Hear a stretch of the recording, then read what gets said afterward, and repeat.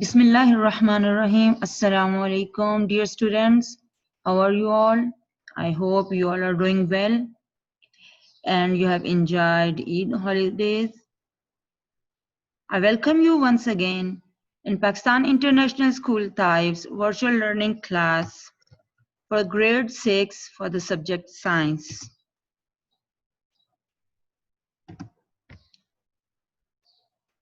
Dear students, we are going to start chapter number 7, Solutions and Suspensions. This is lecture number 16. Let's get started. This is your chapter number 7 of science, that is solutions and suspensions. So dear students, in this chapter, we will see some of the objectives and we will focus that how do we see differentiation between solute, solvent and solution, and how can we identify solute and solvent in a solution. Then we will see how the solutions are formed according to the particle model of solution. Then we will see some differences among aqueous solution, dilute solution, and concentrated solutions. We will also see in this chapter that water is a universal solvent. We'll take some examples for this fact. Then we will see the difference between saturated and unsaturated solutions. Then we'll check in this chapter what is solubility and what are the effects of temperature on the solubility. Then we'll see the difference between solutions and suspensions, and we will see some uses of solutions and suspensions in our daily life. So first of all, we will see solution. Dear students, in the previous chapter, we have studied about mixtures and compounds. Mixtures when two things are combined, not chemically. If chemically combined, they are called compounds. But if they don't chemically combine, just physically, so that is called mixture. So we have seen that mixture are of two types, homogeneous mixture and heterogeneous mixture. So we can just see that if in a container we add some dirt, soil, or in a container we add some soil in the water, we dissolve both of the things, substances, which will dissolve properly, definitely, which is having salt. So the substance which is dissolved properly in the other substance, that is called solution, and that is also called homogeneous mixture. And if we see the other one in which there is a soil or sand, and after dissolving it, if we just keep it aside for some time, so we'll see that dust particles just will settle down. So that is called heterogeneous mixture, or that is also called a suspension. So we will see about both of them in this chapter. Right now, we are going to see first of all about the solutions and its components. We know that many solids dissolve when they are put into liquid. For example, we dissolve salt in water, we dissolve sugar in water. So when we dissolve, so that make a solution. And solution is what? It is a homogeneous mixture of two or more components. So the mixture of salt and water, that is solution. So if we see here a solution, there are two things are required to make a solution. One is always in less quantity and other is always in more quantity. The thing which we dissolve in the other substance, that thing is called solute. The substance that dissolves in the other substance, and that is always in what? Less quantity. That can be a solid, liquid, or any type of gas.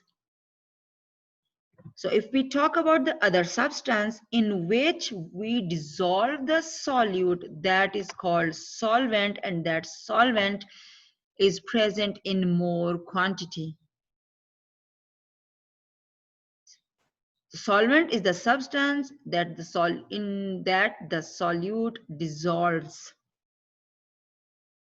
So overall, a solution contains both a solute and a solvent.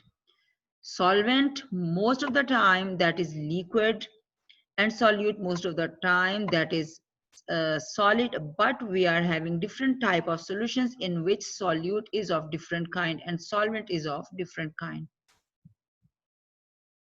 So the substance in less amount, that is called solute, and the substance in which the solute is dissolved, that is called solvent, and together they form a solution. So mixture in which components are evenly mixed, if you see this diagram. If we see types of solution, so we in our daily life we are having different types of solutions. We can have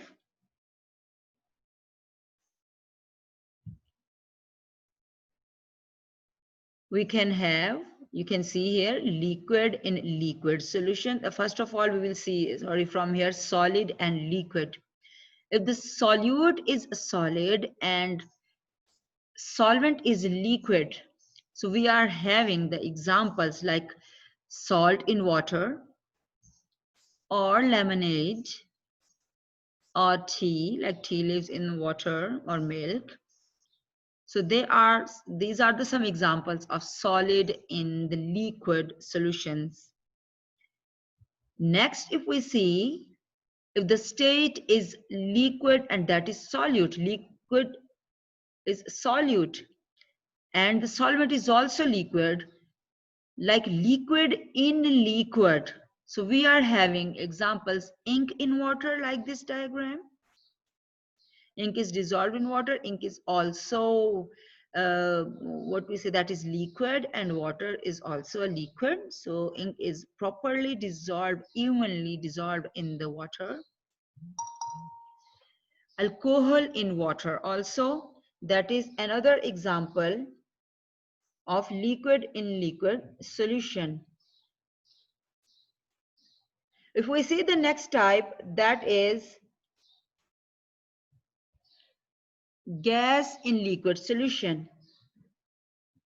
So if we see carbonated drinks, in which, like in Pepsi, Coca-Cola, Mirinda, like that, carbon dioxide is gas, it is dissolved in the water. And also we are having example of river water. River water means how that is the solution, because oxygen is dissolved in the water. That oxygen dissolved in the water, and plants and animals which live in the water, they use that oxygen. So oxygen in the water, that is also the example of gas into liquid solution. The next type is gas into gas solution. So if we see air, that is a very big mixture of many gases. Like all carbon dioxide, oxygen, they are mixed together, nitrogen, and also the rare gases, they mix together and they form mixture. So if solute is solid and solvent is also solid, how it can be happened? Like when we mixes um, some metals and they form alloy. We have studied in a previous chapter.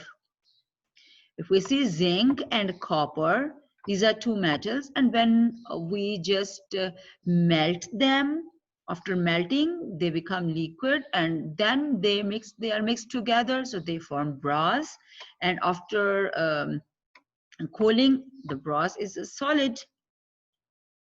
So in their normal condition, copper and tin are also, they are solid, but after melting, they are mixed together and they form bronze. That is also an alloy. We have discussed in detail in the previous chapter. So here are some examples that gas in the liquid solution, we are having carbonated drinks. You can see the bubbles which are made by carbon dioxide gas through any carbonated drink. That is gas in the liquid. Solid in solid, you can see this one, bronze, a coin of bronze. So that is also mixture of two metals. And here you can see gas in gas, like this is our beautiful atmosphere of the earth. So you can see that lots of gases are mixed together to make the air of the atmosphere of the earth.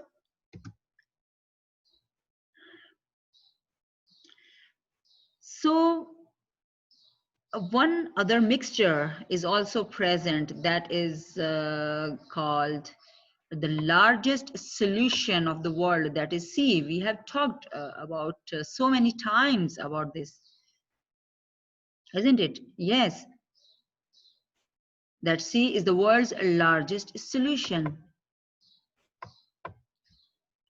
Okay, so many salts, why it is a solution? Because many salts are dissolved in the water.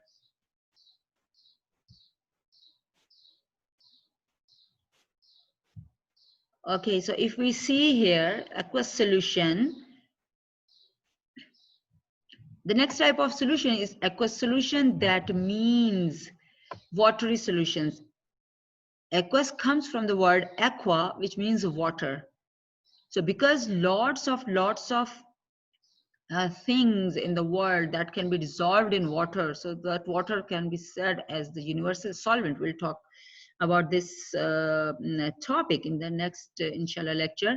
But right now we have to see that if any solution solvent is water, then we can say that that solution is aqueous solution. For example, ink in water, salt in water. This is also the largest aqueous solution, like seawater and lemonade and anything in which the solvent is water. So we can say that that is aqueous solution. Lots of things dissolve in water, but some are not dissolved, like grease, paint, fats, for example, like oils. These are all the types of, like oil is present in that, fat is present in that, so that does not dissolve. Like you see, when you dissolve this, it makes a layer on the surface of the water. It does not dissolve properly.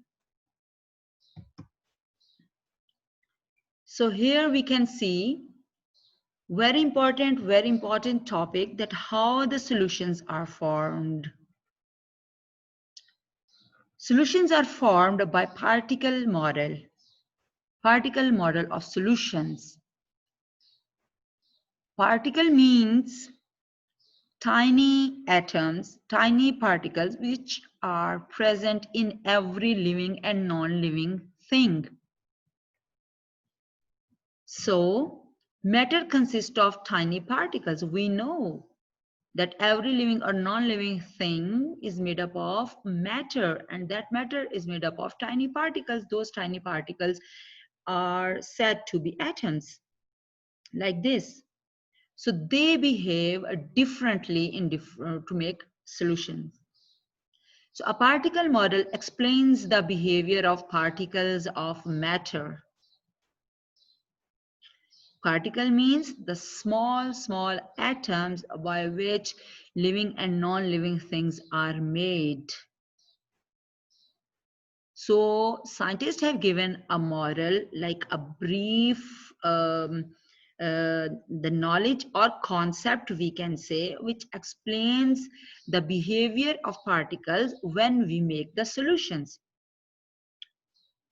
So to understand this, we have to understand just some facts about those particles. That the matter is made up of tiny particles. We all know this, like this. These are atoms. These are called particles. These particles of matter are in constant motion. Yes, you can see this. Actually, this is solid thing, any solid in which the particles just vibrate on their positions. We'll talk about this in a couple of minutes. But right now, you have to understand this, the movement of these particles that is constant in solid, liquid, and gas in every matter. So there are forces of attraction between particles. Yes, you can see here.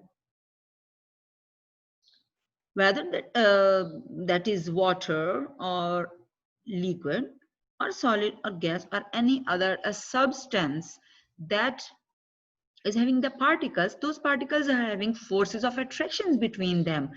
Sometimes more, sometimes less, and sometimes least forces of attraction. So that is water molecules. Both water molecules are having forces of attraction. So these forces of attractions keep the molecules together. So there are spaces between particles. We know these are some spaces between the particles, like here, like you see here, these are the vibrations actually, but there are the spaces. So on heating, the particles start moving faster due to these spaces. When we heat, the particles move faster a rate because they get energy from the heat. They absorb heat energy. So we know that matter exists in three states. Yes, in solid, in liquid, and in gas form. So we can explain states of matter in the light of particle model. Now you can see in solids, in liquids, in gases, the arrows shows the movement of these molecules. So let's explain it, or let's understand it from the next slide. Okay, so you can see here the movement of these small particles. Actually, that is a microscopic image of any solid, and it is having lots of particles. And you can see these are some spaces. These are some spaces. Due to these spaces, because the solid particles are tightly packed, that's why they appear as solid thing, like here. And they are having very less spaces, and due to this spaces due to this less spaces between them, they are having strong forces of attraction which keep them at their place, and they do not move freely. They only vibrate in their fixed position. You can see from this diagram. That's why a solid has a fixed shape and a fixed volume. Volume means space, like your glass, like your book, like pencil, like any solid thing that is having a fixed shape and fixed volume. So in comparison of that, if we see the liquid, so liquid particles are less close to each other than a solid. You can see in this one, here is a beaker in which we are having water. And in the water, if we zoom in, so we can see lots of particles are there, but they are moving more than the solids. spaces among the particles are greater than solids. So you can see there are lots of spaces greater than the solids. Due to more spaces, they are having less force of attraction as compared to solids. So due to less force of attraction, they move freely like this, and they collide with each other, not only vibrate, but they can move freely. But particles do not leave the liquid. Yes, they do not leave the liquid. They, when we keep any type of liquid, for example, milk, water, or any other liquid in a container like this beaker or this jar, water is present inside it. So water particles are continuously moving, but they cannot leave the container, except when we pour this in any other container. When we pour this into the jug or into another beaker, into another container, so they will move from one place to another by sliding on one and other like this, one and other. Um, they can, by this property, a liquid has fixed volume. Yes, because they cannot leave the liquid like a container, but they do not have fixed shape.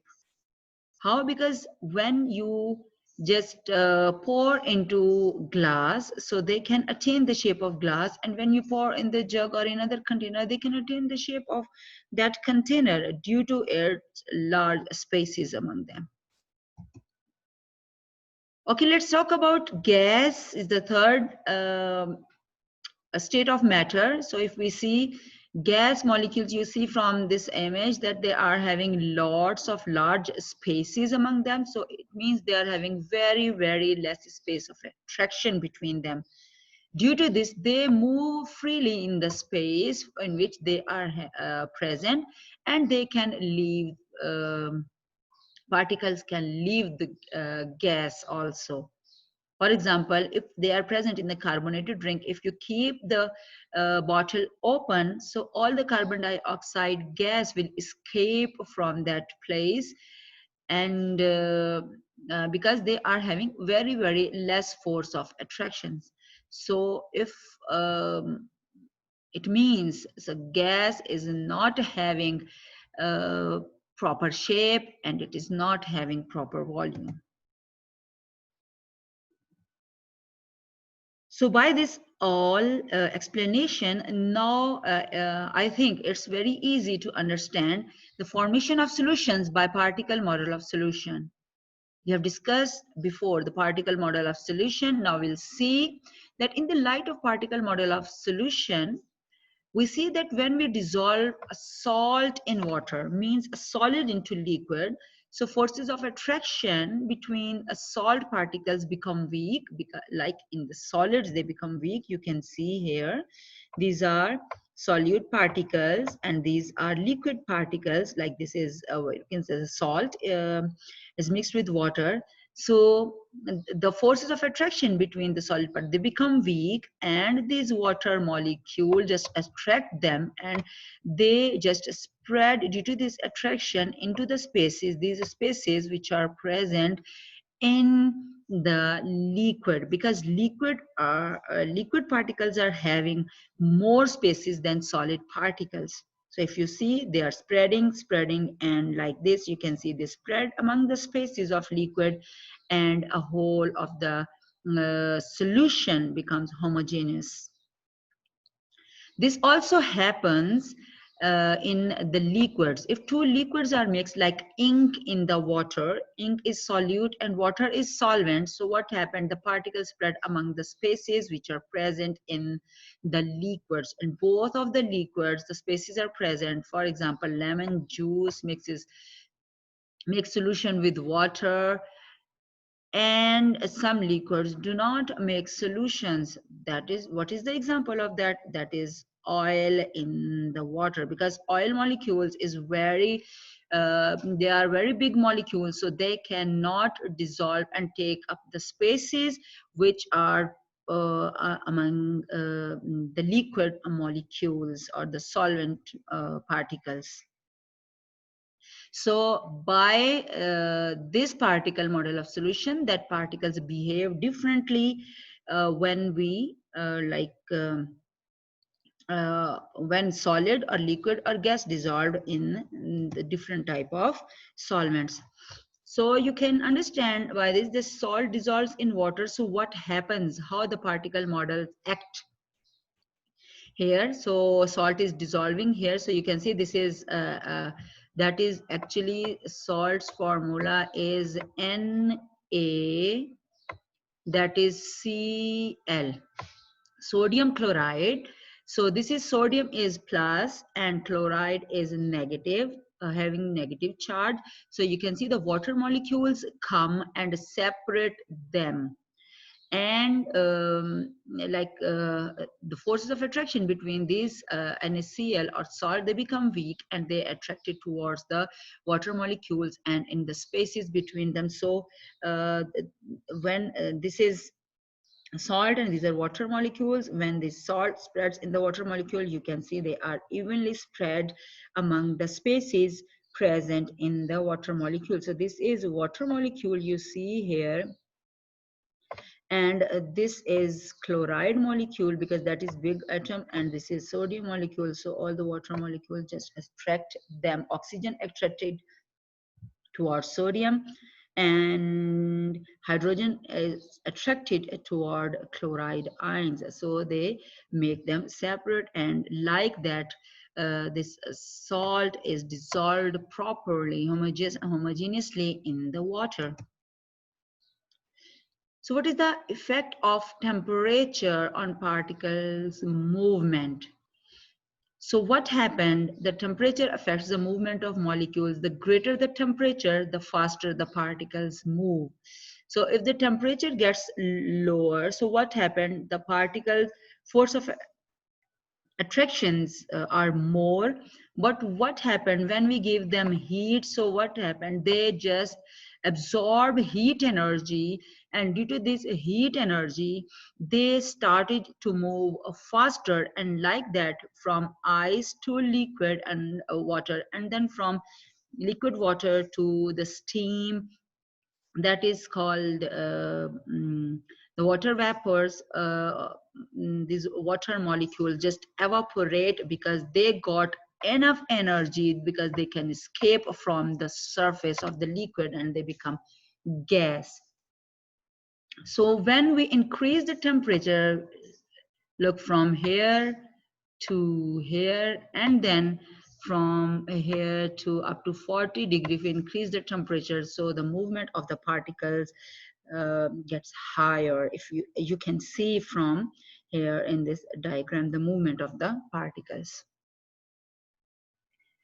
So dear students, in the first topic we have seen about solute, solvent and solutions. So like solute is mixed in the solvent and the solution is formed, and we have seen different types of solutions which are present. We are having lots of examples in our daily life: solid solution, solid into liquid solution, liquid into liquid solution, and gas into liquid solution, for example. There are lots of examples are there. And then we have seen that how the particle model of solutions just to help us to understand that how the solutions are formed.